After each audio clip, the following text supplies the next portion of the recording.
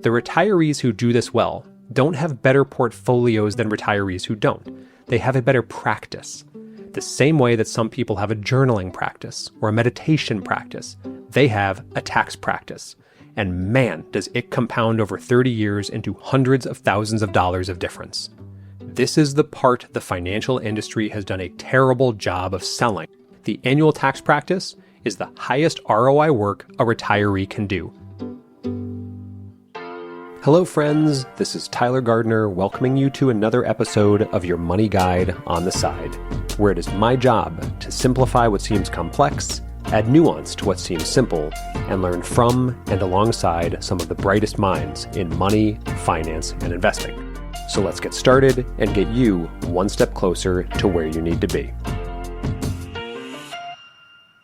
Quick note before we dive in, August's pre-order incentive for my book Real Wealth is now live, and this one is my favorite so far. Pre-order this month, tell me you did at tylergardner.com/book, and I will send you a draft chapter of a new book that I'm already working on. And no, not even my editor at Norton has seen this writing yet. This sneak peek is yours to keep, delivered to your inbox in early September. Pre-order today, and you're locked in for every monthly incentive through December 1st. tylergardner.com/book. Now let's get into it. Several years ago, I sat down with a very nice retired couple. Let's call them Jim and Linda, because every example couple in personal finance is named Jim and Linda. Now, they came to me convinced they had done everything right. They had saved aggressively, they had maxed every tax-deferred bucket the IRS had ever invented, and by the time they walked into the meeting, they had about $3.5 million in a traditional IRA, $180,000 in a Roth, and a paid-off house. Jim was 71, Linda was 69. They both looked at me with the kind of calm financial satisfaction that comes from doing 35 years of correct things in a row. And one of the first questions I asked them is, have you done any Roth conversions? They had not. We did a quick calculation on a notepad. I told them, as gently as I could, that they had just spent the last 6 years, the years between Jim's retirement at 65 and the RMD start at 73, sitting on top of the single greatest tax arbitrage available to retirees in the modern US tax code, and they hadn't quite taken advantage of it. Conservative estimate of the missed opportunity just in undone Roth conversions during those 6 years, somewhere between $180,000 and $250,000 in lifetime federal taxes that were now going to be paid for absolutely no good reason, except that nobody had ever taught them how to do Roth conversions. Linda looked at Jim, Jim looked at me, the room got a little quiet. Welcome to part 3 of the Decumulation series, and it is, by my count, the most expensive episode you will listen to all year. Not because it costs you anything, as always, this is all free, but because the cost of not understanding what's in it, compounded over the rest of your life, is actually staggering. Today, we're going to address 3 topics that very few people I know explain properly and simply: Roth conversions, RMDs, and the IRMA cliff. So, sit back, you might want to bring a pen, maybe a glass of wine, and I'll do my best to simplify what needs to be simplified. Part 1. Why your traditional IRA is a beautiful thing for both you and the IRS. I want to start by reframing how you think about your traditional IRA, because the standard framing is kind of wrong, and the wrong framing leads to the wrong decisions for 30 straight years. The standard framing, and I've been very guilty of this, goes like this. Ooh, my traditional IRA is worth $1.2 million. Therefore, I have $1.2 million. I am a person with $1.2 million in retirement savings. And this is, I'm sorry to report, not quite true. What you actually have, if your traditional IRA holds $1.2 million, is, depending on your future tax brackets, somewhere between $720,000 and $960,000 in spendable money. The rest belongs to the federal government. They just haven't asked for it yet. You're holding it for them. You are, in fact, a slightly fancy escrow account on behalf of the U.S. Treasury, and the Treasury will eventually send someone over to collect. You might have heard others refer to this as the wrapped tax bomb, and I think it's the single most useful mental model for understanding traditional IRAs. Every dollar in there is going to be taxed at your ordinary income rate the moment it comes out, not your cap gains rate, not some special retirement rate. Your full, regular, no discount, no coupon, ordinary income rate. Whatever the tax brackets look like in the year you withdraw, that's the rate. And unfortunately, we don't have control over what those rates might look like in the future. This matters because most retirees look at their traditional IRA balance and they feel rich. And they are, just not quite as rich as the screen suggests. The screen is showing you the gross. The IRS is collecting the difference between the gross and the net, and the longer you wait, the bigger that difference tends to get, because the money keeps growing, which means the tax bomb keeps growing along with it. Here's the practical implication. The objective of retirement from a tax planning standpoint is not to avoid paying taxes on the traditional IRA. That's impossible. The IRS will get its share. The objective is to choose when the IRS gets its share and at what tax rate. Thinking back to last week's episode, remember we want always to fill out the 10 and 12% brackets to the dollar if we can to take advantage of lower rates when we can. So when looking at the traditional IRA, heading into retirement, you have basically three options. Option 1. Pay tax now, voluntarily, at today's known rates while you're in control of your income. This is called a Roth conversion. Option 2. Pay the tax later, involuntarily, at whatever rates exist when the IRS demands it. This is what happens if you do nothing. Eventually, at 73 or 75, depending on when you were born, the RMDs start and the bill becomes mandatory. Option 3, you die, and you let your kids pay it at their respective tax rates on an accelerated timetable. This is usually the worst option for most families for reasons we'll get into later.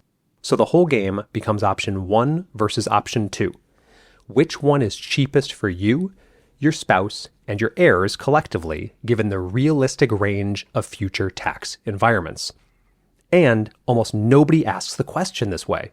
Most retirees default to option 2, do nothing, let RMDs handle it, because option 2 requires no additional action, and humans are biased towards whichever option requires no additional action. The IRS, I should note, is delighted by said bias, as this bias, or indecision, or inaction, if you will, results in roughly 1.4 trillion of the federal tax base. Don't be the bias. Be the active decision. I've said it before and I'll say it endlessly. Whether you do or don't take advantage of Roth conversions, you always want to be in control of the things you can control in finance and investing. And when and how the federal government collects taxes is one of the things you actually can control. This episode is brought to you by Gelt. Most of you listening probably already work with someone for taxes. But if you're a solopreneur, a real estate investor, or a high net worth individual whose CPA has gone completely radio silent since April, this is for you. A great CPA gets in touch with you. They call in July asking if you've thought about something. They don't wait until next March just to react. The moves that actually reduce your tax burden happen right now. PTE elections, S-Corp timing, K-1 cleanup, and prior year retirement contributions. Gelt is built around exceptional tax professionals focused on your strategies and your relationship, powered by cutting-edge technology that handles the rest. Designed for those who demand talent and welcome innovation and know the difference between ordinary and extraordinary everywhere. Gelt is taking on new clients this quarter, including an extension rescue program for anyone who filed an extension and needs a deadline-safe handoff. And for new clients, they will help model your prior year retirement contribution opportunities and help you fund what's still on the table before October 15th. Visit joingelt.com/Tyler to get started. That's joingelt.com/Tyler. This episode is brought to you by Facet. If you know who Frank the Tank is and your idea of a nice little Saturday involves heading to Home Depot, this is for you, because I see you, Gen X, and I want to make sure you're ready for retirement. And if you're currently looking for a financial planner, there are 3 things a percentage-based financial advisor is hoping you never think about. Number 1, it is not necessarily harder to manage more money, yet these advisors will often charge you more just because you have more. Same asset allocation plan, same phone calls asking how the kids are doing, and yet the fee continues to grow. Number 2, and the line they feed you, the "we do better when you do better," it sounds great until you realize that the fastest way for them to do better might be to put you in riskier assets than you wanted or needed. Your risk tolerance and their incentive structure need to be properly aligned. And number 3, notice how they never tell you the fee in dollars, only the percentage. Because once it's not in dollars anymore, it doesn't feel like dollars anymore. Facet works differently. 1 flat annual membership fee based on the services you need. No percentages, no commissions, just a dedicated team of CFP professionals who help you figure out what you want your money to say about your life. Head to facet.com/Tyler to book your intro call, and you'll still have time to make it to Bed Bath & Beyond. I'm not a member of Facet. I have an incentive to endorse Facet as I have an ongoing fee-based contract for cash compensation, as well as a percentage of equity in Facet based on this endorsement. Facet is an SEC-registered investment advisor. All opinions are my own and not a guarantee of a similar outcome. Part 2. What a Roth conversion actually is. A Roth conversion is, mechanically, very simple. You take some amount of money, let's say $40,000, out of your traditional IRA, and you put it into your Roth IRA. The IRS treats this as a taxable distribution. You owe ordinary income tax on the $40,000 in the year you convert it. The money now lives in your Roth, where it will never be taxed again, ever, by anyone. That's the entire transaction. Pay the tax now, never pay again. And on the surface, this might look like a wash. Why would I voluntarily pay tax today on money I don't have to pay tax on until later? Well, the answer is the entire reason this episode exists, and it has 3 parts. Reason 1, the years between when you retire and when RMDs start are almost without exception the lowest tax rate years of your entire adult life, maybe minus your 20s. And so sorry, we might have missed that window. Your earned income has dropped to 0. You might not be collecting Social Security yet, or you're collecting only a portion of it. Your taxable investment income is whatever you've structured it to be. You are, for a beautiful window of roughly 8 years, in the lowest tax bracket you have ever inhabited as an adult and will ever inhabit again. These are the cheap years, the conversion window. And once they're gone, they're gone. RMDs start, Social Security ramps to full benefit, and you're pushed back into higher brackets for the rest of your life. The 8-year window between retirement, roughly 65, and RMD age, roughly 73, is a structural gift from the tax code that exists for exactly one reason: to be exploited. Reason 2, the odds of tax rates going up. It's not 0. I want to be careful here because I have no political agenda and predicting tax policy is fraught. But the structural facts are these. The U.S. federal debt is at historic highs. Social Security and Medicare do face significant funding pressure over the next 20 years. The current bracket structure, the one we got from the 2017 Tax Act, is scheduled to sunset, after which rates revert to the pre-2017 levels, which were noticeably higher. Even if Congress extends the current brackets again, the long-term trajectory of federal tax rates over a 35-year retirement is usually up, not down. A Roth conversion in this environment is essentially the financial equivalent of locking in today's mortgage rate when you think rates are going to rise. You're prepaying at a rate you can see for an obligation you'll have to pay at a future rate that you can't see. Reason 3 is the one very few people talk about, but we did in the last episode, the bracket fill effect. If you're already going to be in the 12% bracket this year because of other income, you have a fixed amount of unused capacity in that bracket. The difference between your taxable income and the top of the bracket, and that's roughly $100,000 for a couple in 2026. That unused capacity is, in a sense, worthless unless you use it. The IRS does not let you carry forward your 12% bracket capacity into the next year, use it or lose it. A Roth conversion is the most efficient way to use it.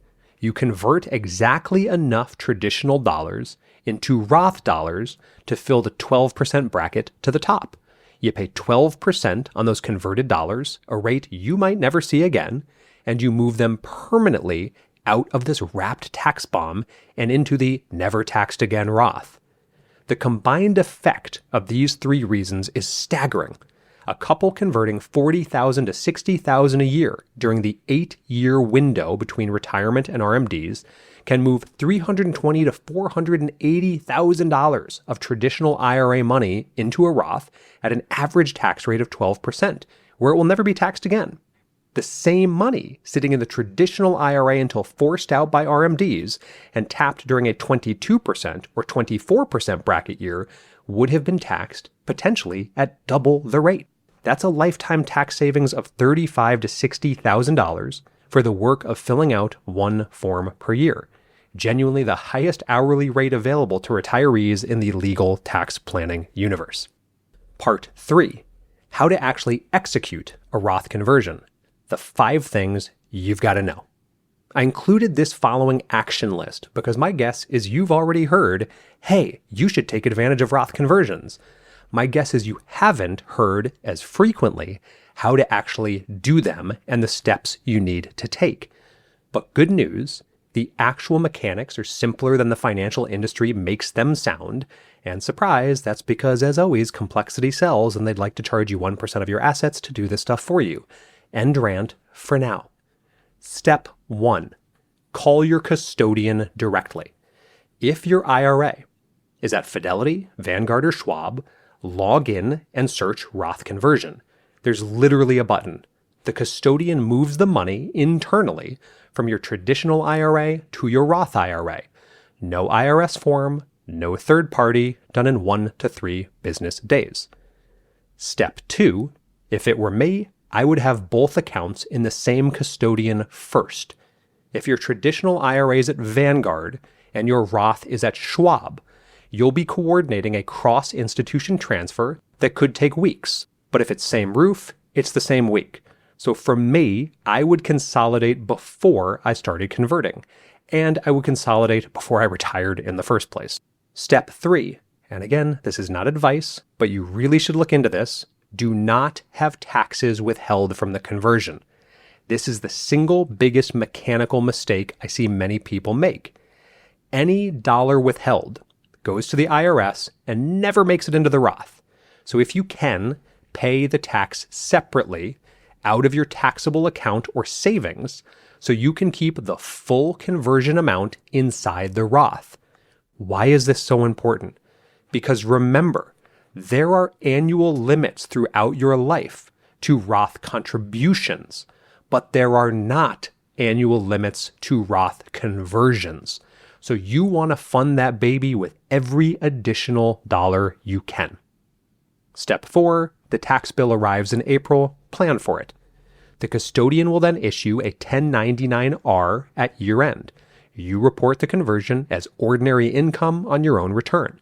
Large conversions may require a quarterly estimated payment to avoid an underpayment penalty. Your CPA will or should flag this, just don't be surprised.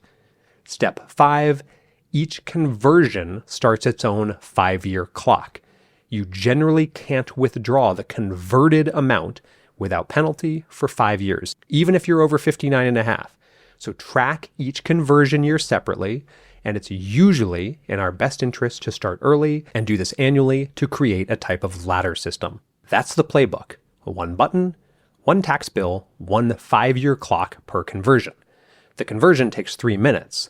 The strategy, which bracket to fill, how much to convert, what year, that's where the effort comes in. Part 4. The math of bracket filling made all too visible. Bear with me because I want to do an actual numerical example with you this week, because abstract talk about brackets and conversions is the kind of thing that washes over people. So let me show you what this looks like in real numbers. We've got a couple, married filing jointly, both 66 years old. Retired, sources of income for the year are as follows. Combined Social Security, roughly $48,000, of which roughly 85% is taxable at the federal level. Pension or other taxable income, 0. Interest from cash positions, let's say it's $4,000 a year in a money market fund. Capital gains realized from the brokerage account, let's say it's $6,000 in short-term gains, which would be taxed as ordinary income. Their total taxable income before any conversion is just over $50,000. After the standard deduction for a couple over 65, which in 2026 is about $32,200, including the additional age-related deduction, their taxable income net of the deduction comes down to around $18,600. The top of the 12% bracket for married filing jointly in 2026 is $100,800, which means this couple has $82,200 of unused capacity in the 12% bracket. Tax rate wise, it is the cheapest empty space they will ever have access to again in their lives. If they do nothing, the capacity goes unused. They pay 0 in federal tax this year, which feels wonderful in a way that crash dieting feels wonderful for about 90 minutes. And they have moved exactly 0 out of their wrapped tax bomb. Now, if instead they execute a Roth conversion of $82,000, moving 82 from the traditional IRA to the Roth, they'd pay roughly $10,000 in federal taxes this year, about 12% on the conversion. They are now $82,000 lighter in the traditional IRA and $82,000 heavier in the Roth. And that $82,000 will never be taxed again for the rest of their lives or their heirs' lives. Now, if they do this for 8 years, from age 65 to 73, the conversion window we just talked about, they will have moved $656,000 out of the traditional IRA at an average tax rate of 12%, paid roughly $80,000 in conversion taxes total, and saved themselves and their heirs somewhere in the neighborhood of $100,000 to $155,000 in additional taxes they would have otherwise paid at higher bracket rates later. Net result, pay $80,000 of taxes now, buy back $100,000 to $155,000 of tax savings over the next 30 years. This is, I want to emphasize, completely legal, documented in the U.S. tax code, requires no creative accounting, and is endorsed by basically every fee-only financial planner in the country. It is the most boringly correct retirement move available, and so few people do it because so few people have had it explained to them in a way that makes the numbers visible.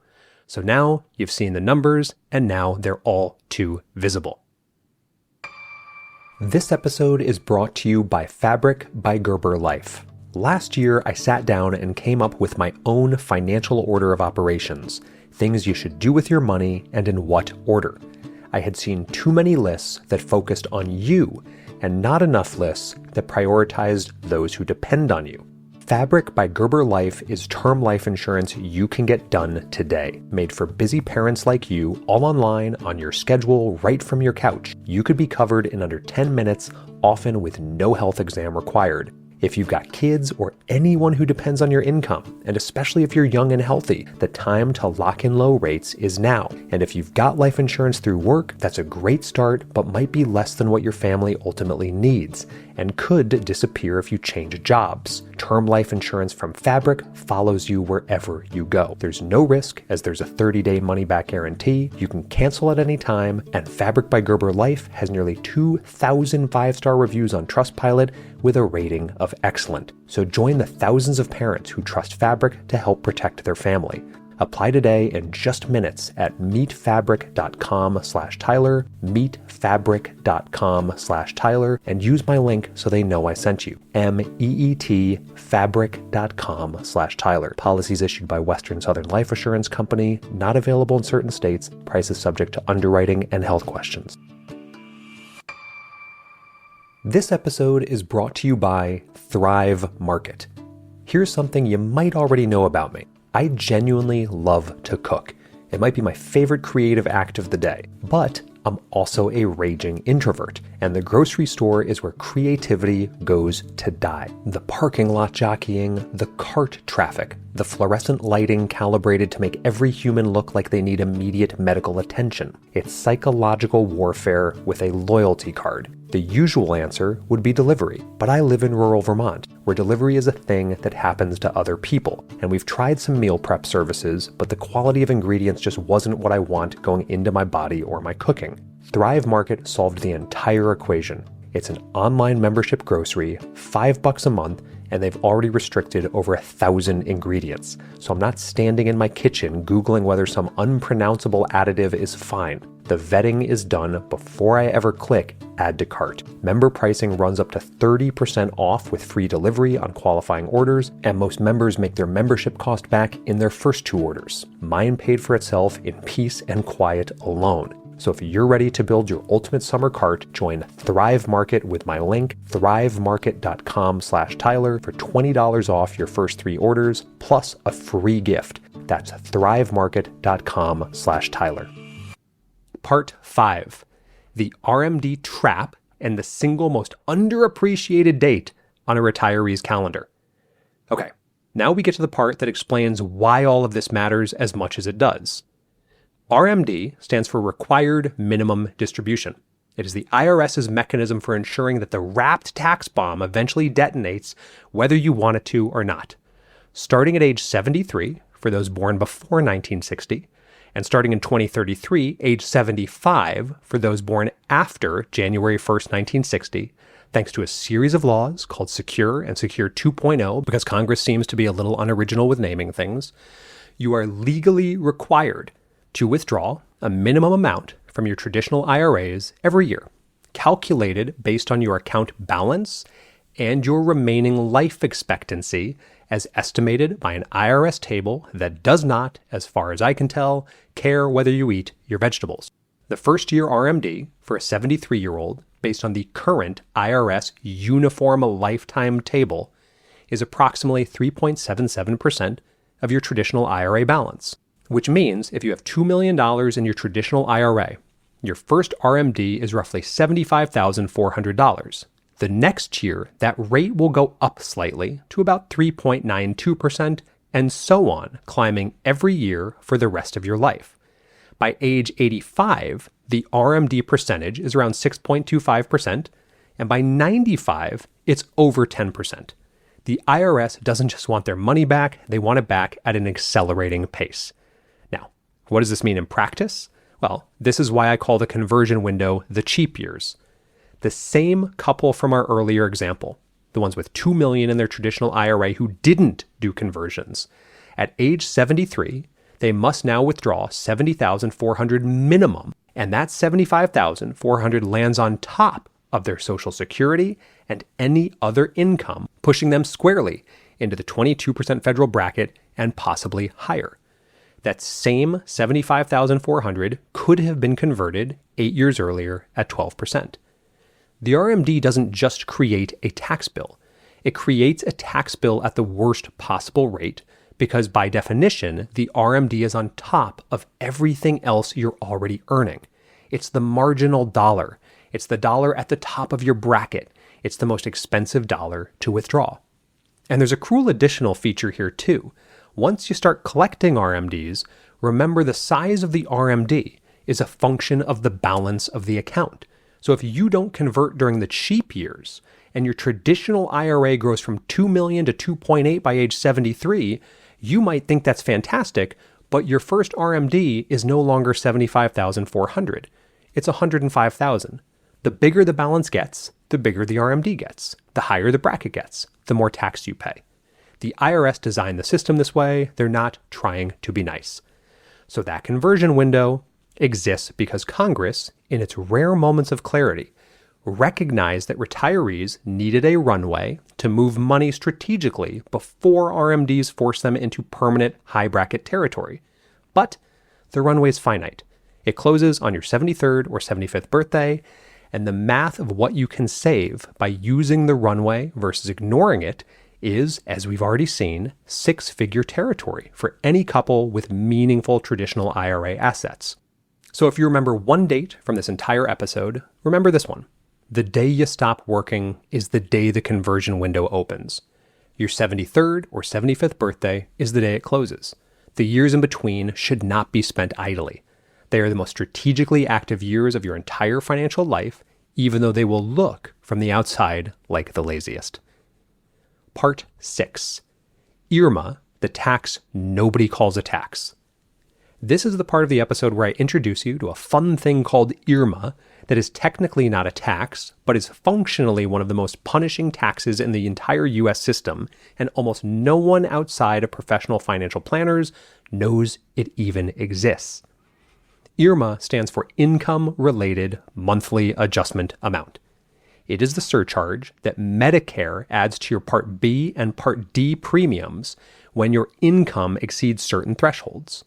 The Social Security Administration calculates IRMA each year based on your tax return from 2 years prior. So, your 2026 IRMA is based on your 2024 income.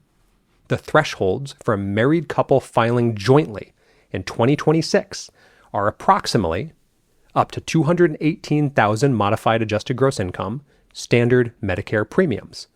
From $218,000 to $274,000, you add about $80 a month additional per person. From $274,000 to $342,000, about $200 a month additional per person. From $342,000 to $410,000, about $330 a month per person. From $410,000 to $750,000, about $450 a month per person. And anything above $750,000 married filing joint, you add about $485 a month additional per person. Now, again, these are per person surcharges. A couple with both spouses on Medicare can pay double. Across both spouses, an IRMA bracket jump can mean an extra $5,000 to $10,000 in annual Medicare premiums. But here's the part that makes IRMA particularly cruel and also particularly important to understand. It is not like the marginal bracket system for our taxes. It's a cliff. A regular tax bracket is a gradient. If you earn $1 over the 12% bracket, that $1 is taxed at 22%. Everything below is still taxed at 12%. It's painful, but proportional. IRMA is not a gradient. IRMA is a cliff. If your modified adjusted gross income is $274,000, your premium surcharge is about $80 a month per person. But if that gross income is $274,000 and $1 over, your premium surcharge can now be $205 a month per person. That $1 of additional income just cost you roughly $3,000 in additional Medicare premiums for the year across both spouses. The marginal tax rate on that $1 is over 300,000%. That's just math.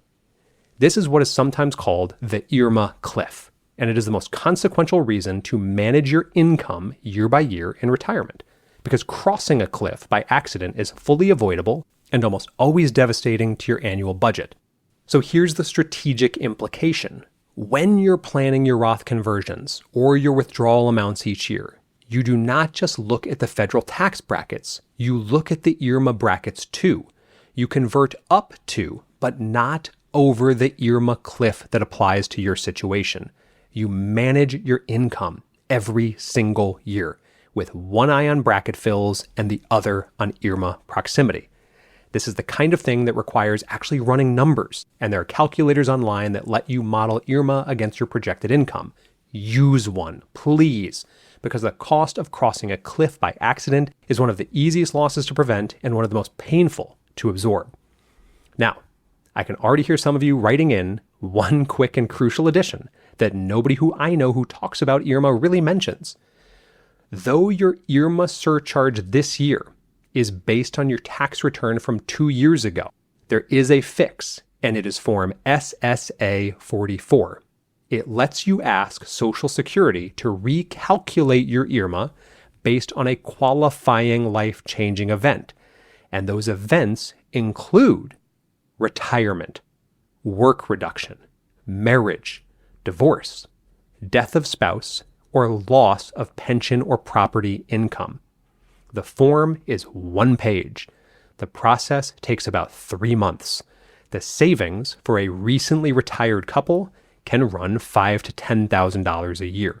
So please search Form SSA 44 on ssa.gov and potentially save yourself from falling off the IRMA cliff. Part 7. This is a quick technical block because if I don't cover these, someone will email me and the email will be 100% correct. First, the pro rata rule. If you have traditional IRA money in multiple places, especially if you have non-deductible contributions mixed in with deductible ones, conversion gets a little tricky. You can't selectively convert just the deductible portion. The IRS treats all your traditional IRA dollars as one big pot and prorates the tax accordingly. Now, if you've never made non-deductible IRA contributions, this doesn't apply to you. It's much easier. But if you have, talk to a CPA before converting. There is a workaround called the backdoor Roth that's relevant here, but it's beyond the scope of this episode. Talk to your CPA. Second, spousal Roth conversions. Each spouse converts their own IRA independently. There's no joint Roth conversion. So if one spouse has $1.5 million in a traditional IRA and the other has $200,000, you can convert from either or both, but the conversion shows up on the joint tax return as a single combined income number that determines your bracket and IRMA status. Plan accordingly. Third, year of death conversions. If your spouse dies, first, I'm sorry. The surviving spouse files jointly for the year of death and then becomes a single filer the following year. Single filer brackets and IRMA thresholds are dramatically lower than married filing jointly thresholds, roughly half, which means the survivor faces a tax increase the year after the death, even if their income hasn't changed at all. This is called the widow's penalty, and it is one of the strongest arguments for aggressive Roth conversions while both spouses are alive. Because once one of you is gone, the cheap bracket capacity drops by half overnight, and the conversions you didn't do at 12% married now have to come out at 22 or 24% single. The widow's penalty is the kind of thing nobody warns retirees about, and it can cost a surviving spouse easily $30,000 to $50,000 a year in additional taxes for the rest of their life. Part 8. The Annual Practice Revisited. I want to bring this all back to the original framing I used in parts 1 and 2 of this series because I think it matters. The withdrawal order changes every year. The conversion amount also changes every year. The bracket fill changes every year. The IRMA proximity changes every year. The Social Security claiming decision, that's fixed, but everything else is an annual decision. What this means practically is that good retirement tax planning is not a static decision. It's an annual practice. Every December, I want you to sit down with your CPA or your fee-only fiduciary advisor, and I want you to look at the year about to close and the year about to open. I want you to forecast your income for the coming year. I want you to identify the bracket fills available. I want you to check the IRMA thresholds, and I want you to execute the conversions that make sense for you. I want you to realize the capital gains that make sense for you, and then file the paperwork. The retirees who do this well don't have better portfolios than retirees who don't. They have a better practice. The same way that some people have a journaling practice or a meditation practice, they have a tax practice. Once a year, maybe twice. And man, does it compound over 30 years into hundreds of thousands of dollars of difference. This is the part the financial industry has done a terrible job of selling. The annual tax practice is the highest ROI work a retiree can do, and almost nobody packages it that way. They sell investment management, they sell financial planning, they sell estate documents. The annual tax practice, which is the most valuable hour of your year, is bundled into all of those services as an afterthought, if it's even there at all. So your job right now is to find someone who treats it as the main event. Pay them what they're worth, or do it yourself with a calculator and a couple of free online tools once a year, every year for 30 years. It's work, but it's work that will pay immense dividends forever. That's part 3. 3 big ideas, and if you take nothing else, take this. Your traditional IRA is a wrapped tax bomb. RMDs are the IRS forcing the tax bomb to detonate when they want, not when you necessarily want. IRMA is a cliff, not a gradient, and the annual tax practice is the highest ROI work you could do as a retiree, and almost nobody's doing it. Next week, part 4. of the Art of Decumulation, market downturns in retirement, sequence of returns risk, the guardrail framework, when to actually deviate from the plan, and how to tell the difference between weather and climate in your portfolio. If this was useful, and given that we just walked through the highest stakes math of your retirement together, I hope it was, please consider sharing it with someone in the conversion window who has not yet started converting. They will thank you, or they will be deeply annoyed at you for telling them they should have started 5 years ago. Either response means you got the message across. This is the Decumulation series, 5 parts, we're 3 deep with 2 to go, and as always, hope this gives you something to think about throughout the week ahead. Thanks for tuning in to your Money Guide on the Side. If you enjoyed today's episode, be sure to visit my website at tylergardner.com for even more helpful resources and insights. And if you are interested in receiving some quick and actionable guidance each week, don't forget to sign up for my weekly newsletter, where each Sunday I share 3 actionable financial ideas to help you take control of your money and investments. You can find the sign-up link on my website, tylergardner.com, or on any of my socials at socialcapofficial. Until next time, I'm Tyler Gardner, your money guide on the side, and I truly hope this episode got you one step closer to where you need to be.